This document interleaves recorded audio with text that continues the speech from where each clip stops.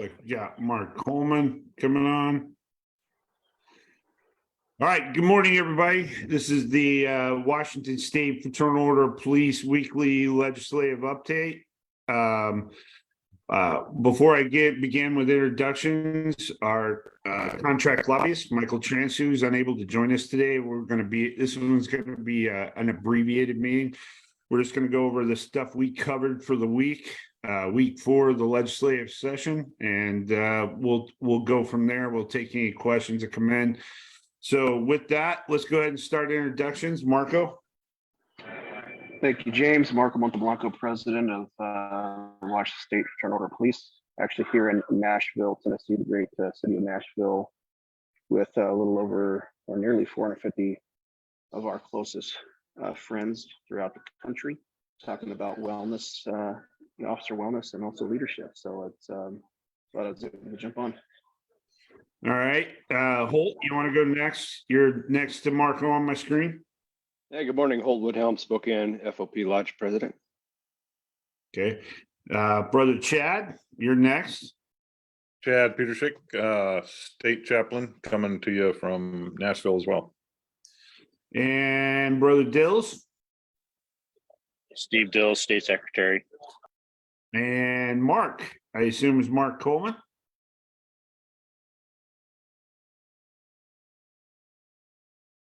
Okay, Mark, you there? Yeah, sorry. Here we go. Mark Coleman, president, Renton Police. All right, and we have one of our labor attorneys on, Mr. David. Good morning, it's Jim David, one of the attorneys for the Labor Coalition. All right, so, and my name is James Shrimshire. I'm the West Side Vice President and the Legislative Chair. So let's get started. This week, we worked on a couple of things. I'm going to give you updates on things that we testified in favor of. The first, or not in favor of, excuse me, against. We're going to go with opposed first. So House Bill 1025, a qualified immunity standard. It is still in the Community Safety, Judiciary Committee on the House. It's due to be out for executive session next week. And what executive session is, that's when the committee votes on whether to send it to the main floor for a full vote, or to whatever other committee if it has a physical note. So 1025 is set to be reviewed or for exec next week. I want to be very clear. We testified not in favor of House Bill 1025. The next bill I want to talk about is also in judiciary. We did testify in favor of this bill, and that is 1445, patterns and practices investigations, allowing the Attorney General to do patterns and practice investigations on agencies. We did some work with this with our General Counsel, Brian Moran.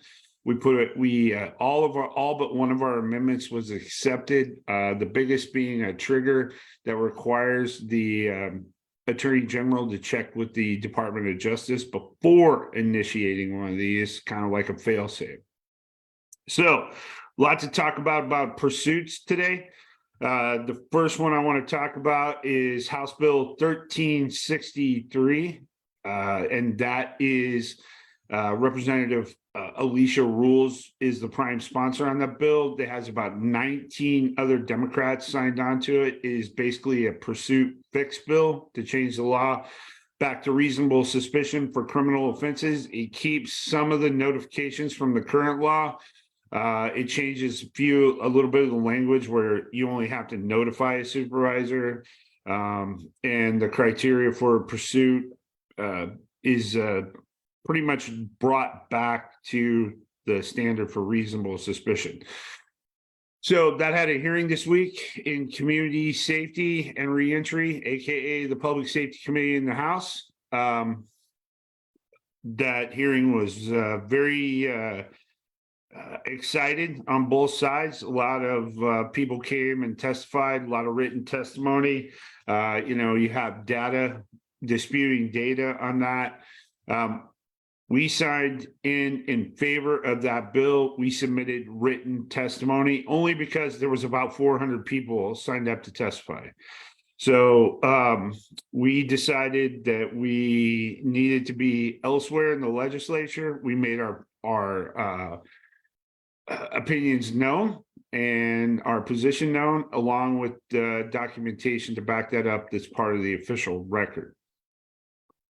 On the Senate side, there's a very similar bill, Senate Bill 5352, sponsored by Lubbock, bipartisan as well. That is yet to get a hearing. So the other two bills I want to talk about that also had hearings in both chambers, one in law and justice and one in community safety, was the Pursuits Working Group. So again, a lot more yes testimony on these two bills. And basically what that does is it creates a working group to study pursuits and make recommendations back to the legislature at CJTC. So you had a lot more yes and other, and there was only one group that signed in as a no, and that would be WASPIC. They signed in both chambers and testified that they did not want to support a working group at this time. They think the law just needs to change back. The FOP, our position is we're also in favor of this because we can always do better.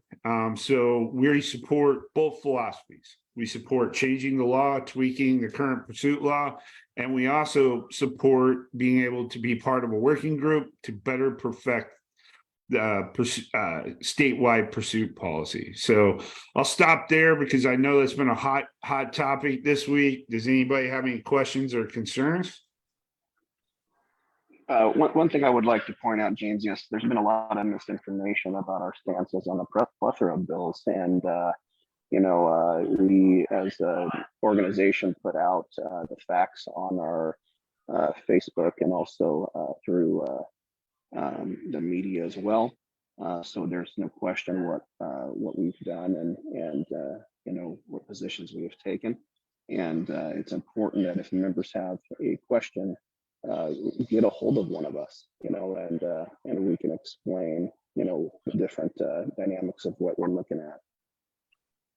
And I think the big thing, and everybody on this call has been to our Tuesday morning meetings. I will tell you during the legislative session, those Tuesday morning legislative meetings where we actually get into the weeds on these things is very in depth. We don't always agree, but we do agree on how we're going to move forward at the end of the day. Everybody's opinion is valued. Everybody's input is necessary. And that's the big thing that sets us apart. We're unique from other law enforcement agencies and other groups or law enforcement groups because we have that diversity of thought and everybody's input is important. It's not just onesies, twosies making these decisions and saying this is how it's going to be. We're all engaged and we're all trying to do the right thing for the entire membership. So everybody counts. So thank you, Marco, for bringing that up. That's a great point. So the next ones I want to talk about, and I'm actually going to turn the floor over to Marco on this because this is something near and dear to his heart. We have two bills that are waiting to have hearings. We are working diligently to respectfully make sure these two bills make it out of committee.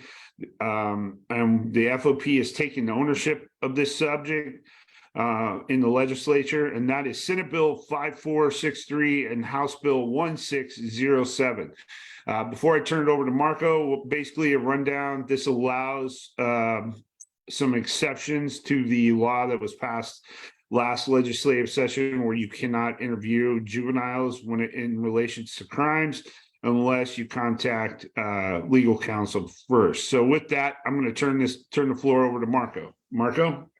No, I appreciate it, James. And just, again, I want to thank Senator Lubbock and also Representative Hackney for, having working with us, drafting a bill in the Senate and also the House to address this issue. Obviously, it's an important thing for us in law enforcement to be able to have a path to interview juveniles, especially during those violent encounters that we see many of them have, throughout our career. And so, there are some language that we'll bring back the opportunity to speak with a juvenile if you follow specific guidelines with addressing their rights.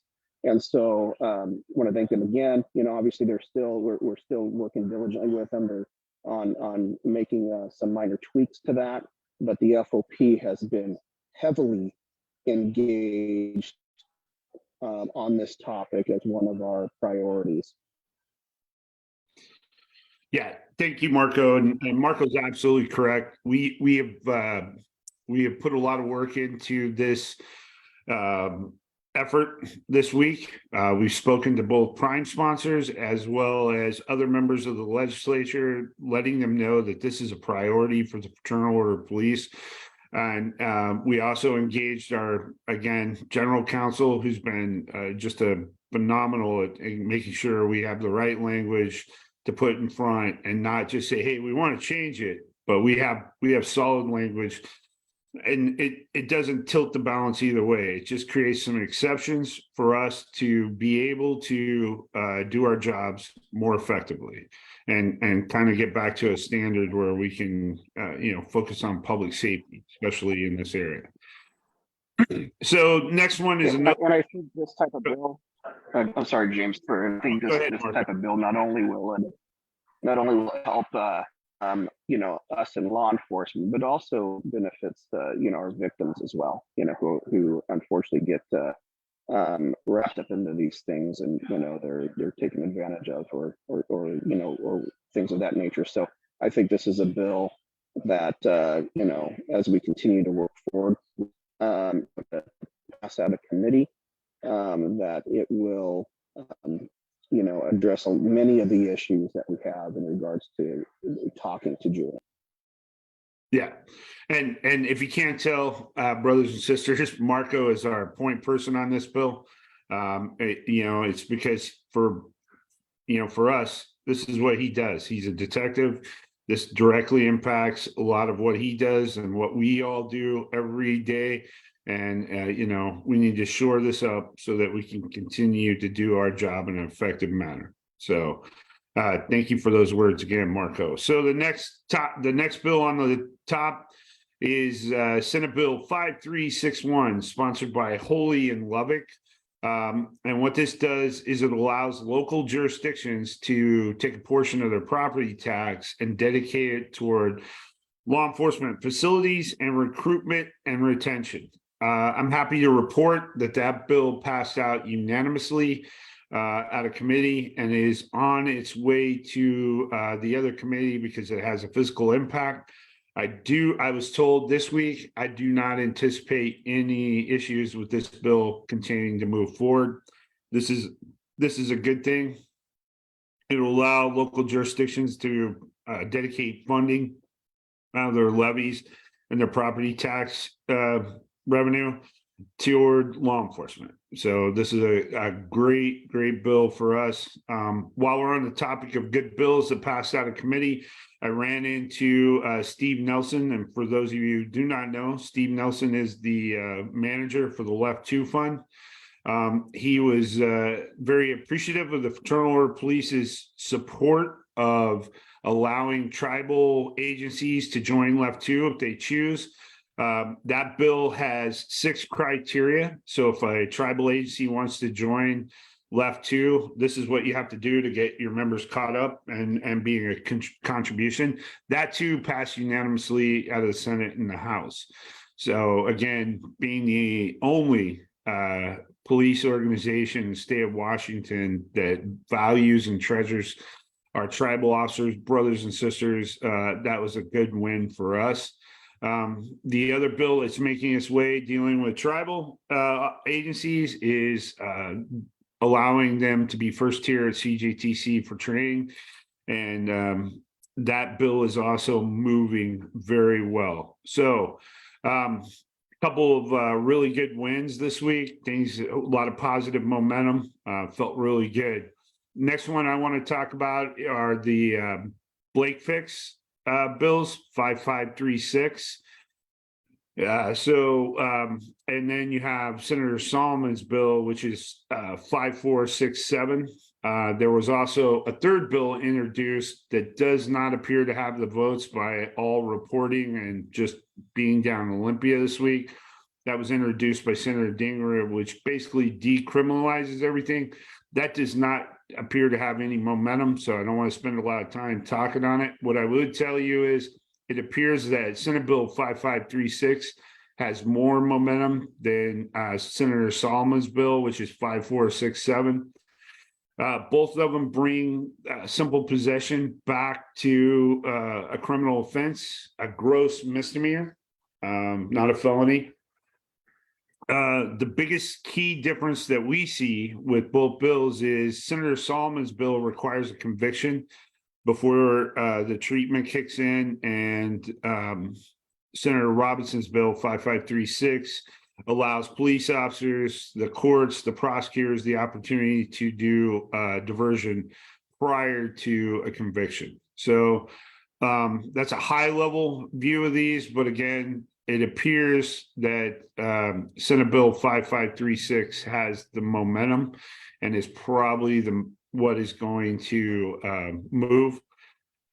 The other thing that we have testified to and we have spoken to legislators about, that whatever Blake fix, it needs to also address the capacity at the crime lab to be, because if these cases are going back to being criminal, then we need to make sure that they don't sit at the lab forever. We need to make sure we invest in the state crime lab system and that system is robust enough to be able to handle the influx of cases as they come in.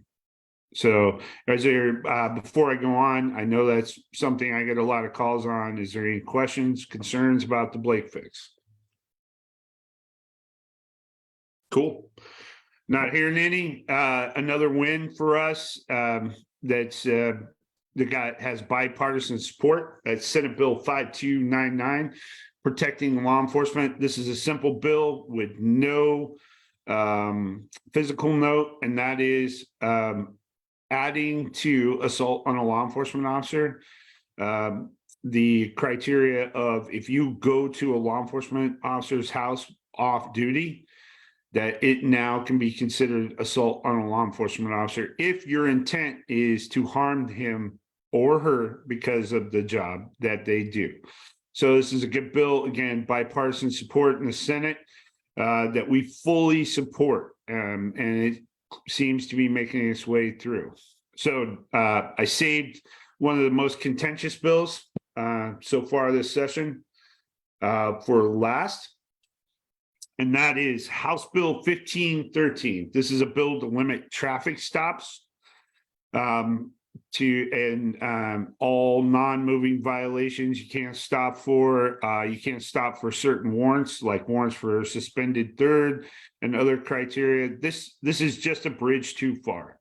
I will tell you that we have always been known as a middle of the road organization. We will work with people in good faith and work hard. This bill was presented to us back in June. We were in no then, we're in no now.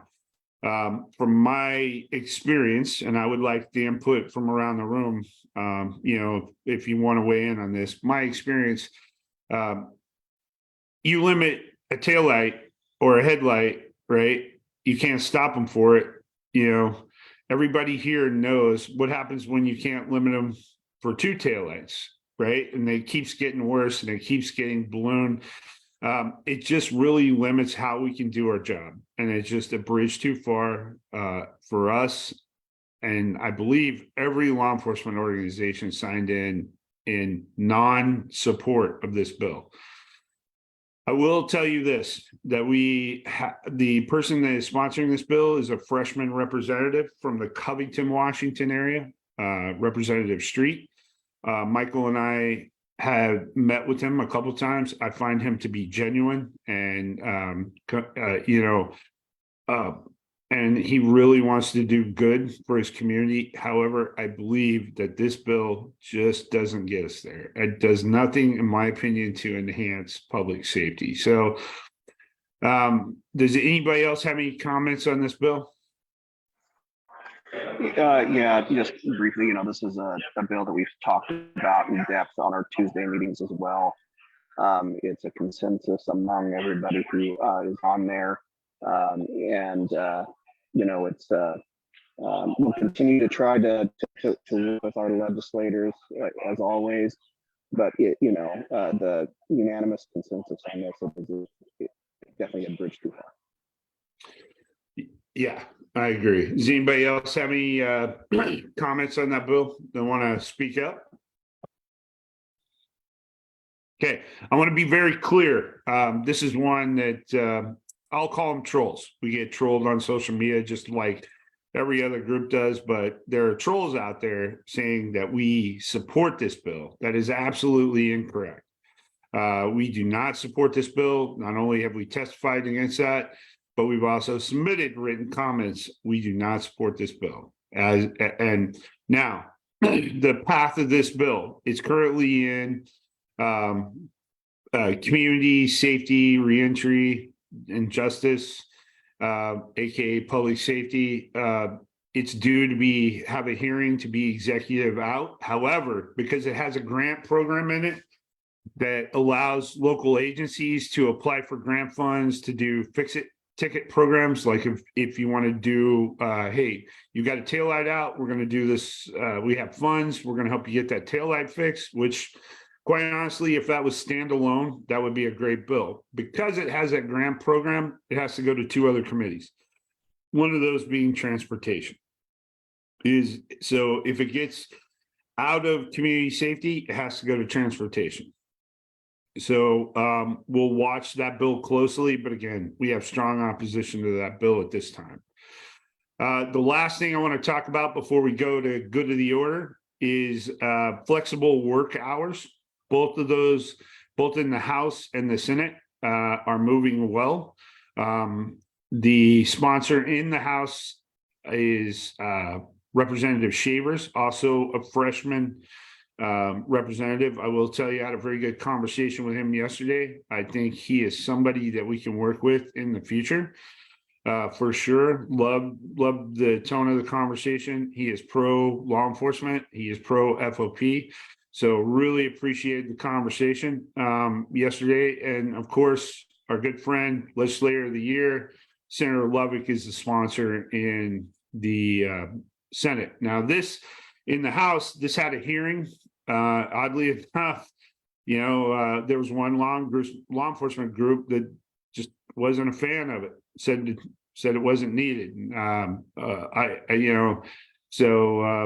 And then there was another law enforcement group that signed up with because they wanted to make a few edits. And quite frankly, those edits are pretty good, pretty reasonable. So that being said, this is a good bill. It's been a long time coming. As a father of somebody that is a new mother and is a law enforcement officer, this is something that is needed, to be able to be that mother, be that parent, and still be able to do your job and still be able to keep your benefits. So I think it's really important that we continue to push forward with this bill. We're on a good path. There's a lot of positive stuff. I know everybody focuses on those, hey, they're trying to limit our job stuff, but in the meantime, your FOP legislative team are working hard to get some positive stuff for the profession, and we're having a lot of momentum. With that, that takes us to the end of our agenda today. Let's just go around the horn. Good to the order. Marco? Yeah, thanks a lot, James. And one more thing, just to bring up just briefly, there's a bill that's out there called Hometown Heroes that's sponsored by my representative, new representative, freshman representative, Rep. April Connors. Really appreciate her looking at, at a need in regards to helping recruitment with providing, help and assistance with getting a home for first responders. So thank you for that. And besides that, I appreciate everybody again taking the opportunity on a Saturday to come on these calls. If anybody ever has any questions, reach out to one of us. Members come and attend those Tuesday morning meetings at 7. They're very informative. They really help with kind of understanding the dynamics of the legislature and, quite frankly, how things change, quite often throughout the week, because things are very fluid. And so it's a very good opportunity to get more engaged, and I encourage that. So thanks, everybody. All right, Holt, you're next. Well, just going through these bills today, it looks like there's some pretty good things going on to kind of get some safety for our officers and the citizens back that we've lost over the last few years. With the Blake fix, getting some help for the people that are actually using drugs that are kind of stuck there, but actually holding them accountable. That, as we all know, affects many other aspects of people's lives, all these citizens out there, including when these drug dealers or the drug users are going out and burglarizing people's houses, assaulting people, so they can get some money to go get their next fix. So something definitely needs to be done about that. And I really like that the 5536 bill, trying to get people help, as well as holding them accountable. And also the traffic stop things. I mean, if we start limiting traffic stops, that's more safety issues for my family, for your family. So we got to keep that in there. So I appreciate that. And it's also nice to have that third assault 5299 for officers to be at home to feel a little more protected. And if somebody does come up and challenge you, to know that they're going to be held accountable. I appreciate you guys' work. No, great comments, Holt. Phenomenal comments and spot on as always. So Chad, you got anything for us today? Nope, appreciate the work. I do have something. James, is there a place that our members can go to get a down and dirty, update on where we stand or what we've done for these bills? So you talking like something printed? So Dills put out our first one last week to all lodge presidents. I don't know if the lodge presidents went ahead and disseminated, but I will not be putting that on social media. So, but your lodge president's going to get a weekly letter from Michael and I, and Dills, I'll let you speak to it, but I'm pretty sure he sent it out to all the lodges. Great. Okay. Thank you. Yeah, he did. And he did that, Chad, and also, our website, pushed it out as well to our members. Okay, Dills, you're up. Oddly enough. I got nothing for you guys. Thanks for all your work. All right. Mark Coleman. I wanted to give a big shout out and a thank you to Marco for getting ahead of that misinformation on the qualified immunity. Right before Marco's email, I got one email from a member. What the heck is the FOP doing? And then I put out Marco's email, which corrected that misinformation that the FOP, of course, is against qualified immunity bill. And now it's all positive. My members pass me and they say, hey, save qualified immunity. So it turned that what was a negative misinformation into a positive. Let's win this thing. So just thank you very much for being so proactive and controlling the message, which is, I think, really, really important. Proud to be on this team, and thank God I'm FOP. Thanks, everybody. Yeah, thanks, Mark. And I'm just going to make one comment on what Mark just said. Misinformation. So there are people that are not members. There are groups that are pissed off, and I'm going to say it just like that we don't support what they do, or we don't think like they do. Well, we're the FOP. We have our own voice. We're independent, and we're going to do what's right for the profession and what's right for the Fraternal Order of Police. There are now other groups that are trying to disguise their involvement in Olympia through PACs. So take a deep look. If you get information from a PAC, take a deep look at who's on the board, what kind of money, who's donating the money to it. So they're just disguising themselves and trying to influence in a different way. The FOP is never going to do that. We're not going to mislead you. We're not going to misinform you, like Marco said in his email. We're going to tell you the truth. You may not agree with that truth, but we're going to tell you the truth. And that's just the way it is. So next on the list is Jeff Anaya, who joined us. Thank you. Thank you. No, Holt and Mark covered it pretty well. Thanks, guys. All right. And last but not least, Jim David, what do you have pearls of wisdom for us today? No, thanks, sir. You guys are doing a great job. Thank you. All right. So that concludes our legislative update for February 4th, the fourth week of the legislative session. Again, my name is James Shrimpshire. I'm the legislative chair and the West Side vice president. And again, I couldn't do this without the support of all the members, without the support of the state board. And I want to say thank you to this. This next coming week, we got a lot on our plate. The law enforcement bills are starting to be heard, committees, etc. It feels really good to get back into in-person meetings and just having impromptu meetings as you see somebody. So it's really good. And again, I want to thank you. This will be up on our YouTube channel in a little bit, WAFOP TV. Again, that's WAFOP TV on YouTube. And of course, it'll be streaming on Facebook. Again, we'll see you next week. Have a good day.